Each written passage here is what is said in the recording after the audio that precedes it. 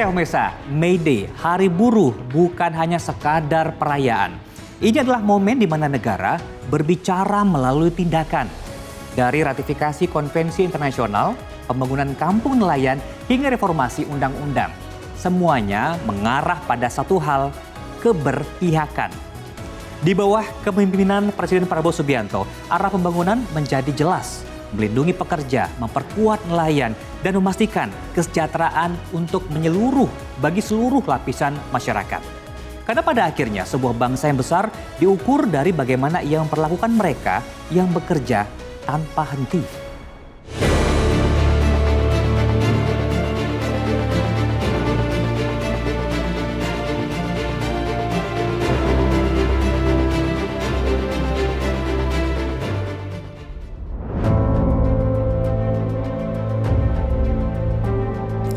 Panas matahari Jakarta belum menyurutkan langkah mereka. Ratusan ribu buruh tetap berdiri, tetap bersuara. Di kawasan Monumen Nasional, Hari Buruh bukan sekedar peringatan. Ini adalah panggung harapan. Namun hari itu bukan hanya suara yang mereka bawa pulang. Ada sesuatu yang berbeda, ada sesuatu yang disebut hadiah. Dan di tengah lautan manusia itu, Presiden Prabowo Subianto berdiri, membawa serangkaian kebijakan yang menyasar mereka yang bekerja, bahkan hingga ke laut. Di hadapan ratusan ribu buruh, Presiden Prabowo Subianto menyampaikan satu persatu langkah nyata pemerintah. Bukan janji, tetapi keputusan.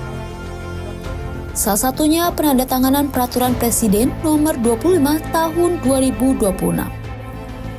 Sebuah regulasi yang meratifikasi Konvensi International Labour Organization Nomor 188.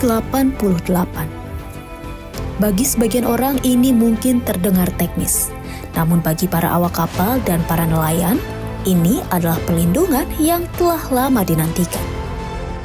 Saudara-saudara sekalian, ada satu lagi hadiah untuk buruh.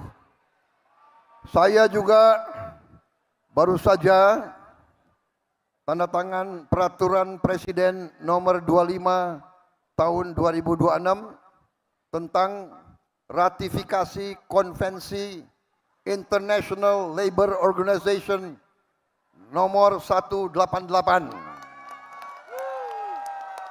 untuk memastikan perlindungan dan kesejahteraan bagi awak kapal perikanan. Selama ini perhatian sering terpusat pada buruh di darat. Namun kali ini arah kebijakan meluas ke laut. Mereka yang setiap hari bertarung dengan ombak. Presiden Prabowo Subianto menegaskan, negara tidak boleh melupakan nelayan. Bahkan langkah besar telah disiapkan. Sebuah program berkelanjutan yang tidak berhenti di 1 tahun yang menyentuh langsung kehidupan masyarakat pesisir. Dan kita tahun ini akan meresmikan 1.386 kampung nelayan. Pertama kali dalam sejarah Republik Indonesia nelayan diurus. Tahun depan kita akan buka 1.500 kampung nelayan. Tahun depannya lagi 1.500. Tahun depannya lagi 1.500. Di balik angka-angka itu ada kehidupan nyata. Ada keluarga yang menunggu di rumah. Ada anak-anak yang berharap masa depan lebih baik. Presiden Prabowo Subianto pun menyampaikan dampaknya secara langsung. Semuanya nanti kurang lebih ada 6 juta nelayan yang akan kita perbaiki hidupnya, dengan anak dan istri 20 juta lebih rakyat Indonesia hidupnya akan lebih baik, hidupnya akan sejahtera. Bukan hanya soal pekerjaan, tetapi tentang kehidupan, tentang kesejahteraan yang selama ini terasa jauh, dan perubahan itu dimulai dari hal-hal mendasar. Yang selama ini mereka susah mereka melaut tanpa es. Sekarang kita bikin pabrik es di tiap kampung nelayan. Kita juga akan bantu kapal-kapal untuk mereka. Es untuk menjaga hasil tangkapan, kapal untuk meningkatkan produktivitas. Hal sederhana namun berdampak besar. Tidak berhenti di sektor nelayan, pemerintah juga menyiapkan perubahan di level regulasi nasional. Presiden Prabowo Subianto menginstruksikan percepatan penyelesaian RUU Ketenagakerjaan.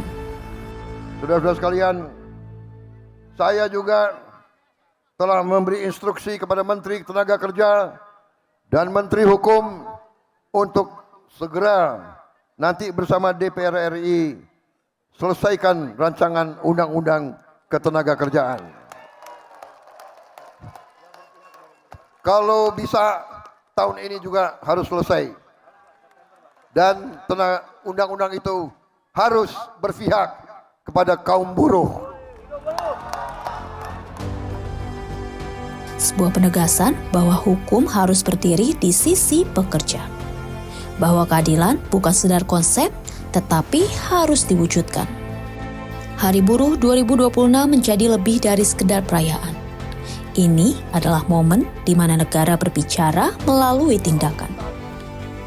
Dari ratifikasi konvensi internasional, pembangunan kampung nelayan hingga reformasi undang-undang. Semuanya mengarah pada satu hal, keberpihakan. Di tengah riuhnya suara buruh, sebuah pesan telah ditegaskan, bahwa negara tidak hanya mendengar, tetapi juga bertindak. Di bawah kepemimpinan Presiden Prabowo Subianto, arah pembangunan menjadi jelas. Melindungi pekerja, memperkuat nelayan, dan memastikan kesejahteraan menyentuh seluruh lapisan rakyat. Karena pada akhirnya, sebuah bangsa besar diukur dari bagaimana ia memperlakukan mereka yang bekerja tanpa henti. Dan pemirsa, rangkaian laporan agenda Presiden telah kami sajikan untuk Anda. Terima kasih telah menyaksikan rangkaian Jendela Istana. Jangan lupa untuk menyimak kembali acara ini esok hari di jam yang sama. Tentunya hanya di Garuda TV. Kini saatnya saya Jimmy Darusman bersama segenap tim yang bertugas pamit undur diri. Terima kasih. Sampai jumpa.